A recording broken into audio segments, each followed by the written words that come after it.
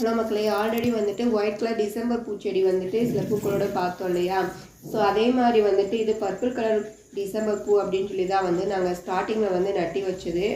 தோட்டத்தில் வந்து பாதி வந்துட்டு இதுவாக தான் இருக்கும். எப்படி சீமைப்புள்ள வந்து மாட்டுக்கு அறுத்து போடுறாங்களோ அதே மாதிரி இதையும் வந்து அறுத்தறுத்து போட்டுருவாங்க. அதே மாதிரி உழுகும் பொழுது வந்துட்டு உழுது விட்டுருவாங்க.